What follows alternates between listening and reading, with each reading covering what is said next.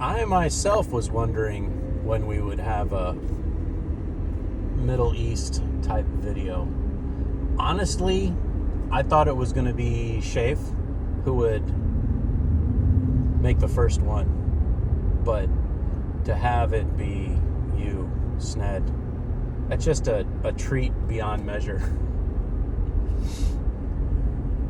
Man, I appreciate and respect your opinions on that, and from where it's coming from, I believe I understand.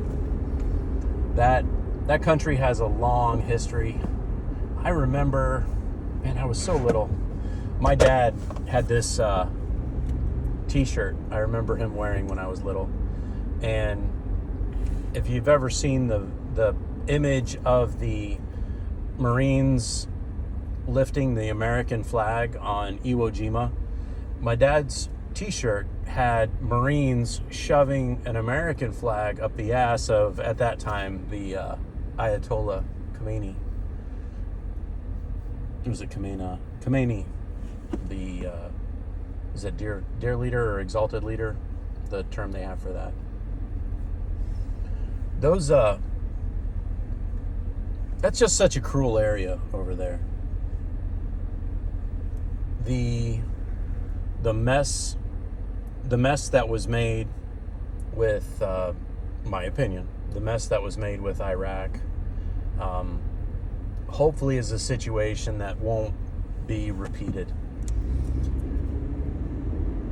My hope for it would be, say, not to be an endless war, but rather something along the lines, if we must do this thing, something along the lines of the first Gulf War, when we retook Kuwait, liberated Kuwait,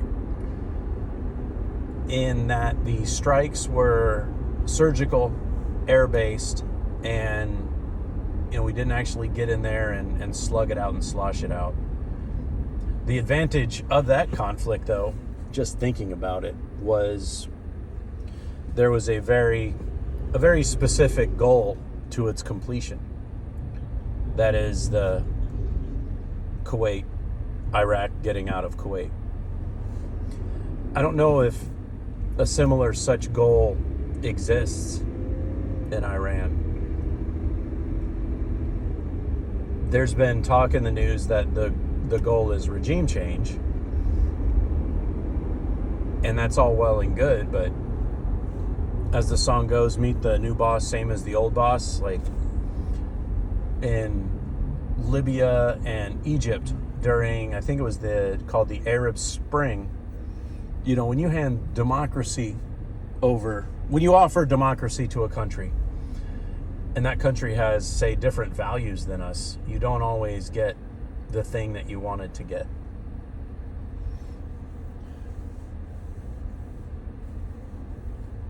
Question I would have would be,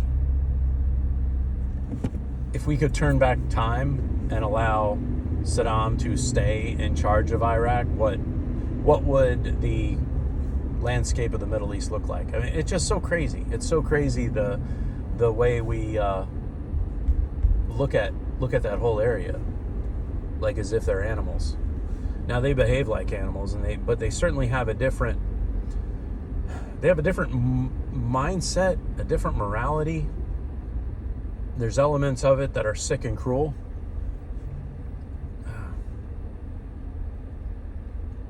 But what I think this is really about has to do with China.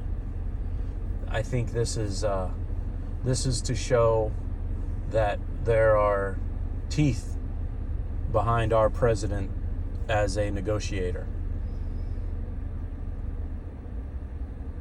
What movie was it said is the trick to a successful bluff is that every once in a while you actually do have to have all the cards? There's predictions that China is set to invade Taiwan by 2027. What does that mean? What would that mean to us? What would that mean to you?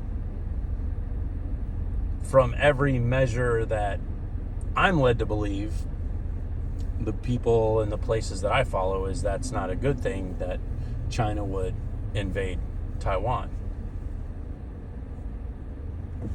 If it's that, say, Taiwan's our ally and we'd have to come to their call, I don't know. I don't know the details of any of that.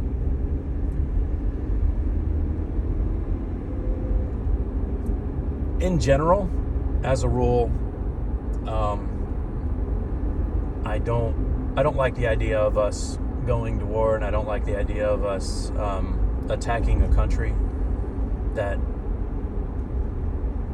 I don't know. I mean, there's a way to do it and a way to not do it. And you were talking about your prime minister, how, he's looking at the legalities of retaliation. I think too, like for us, you got the War Powers Act that allow our president to, it's like 30 days of attacking a country with no congressional recourse or anything like that. No.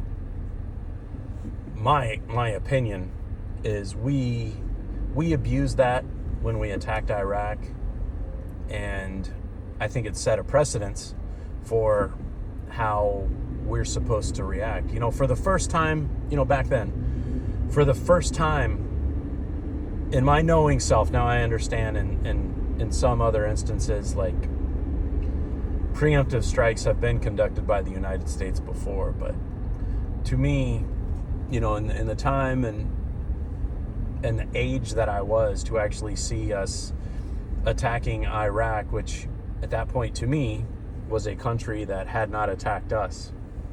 I figured the closest thing to who attacked us would have been Afghanistan or Saudi Arabia.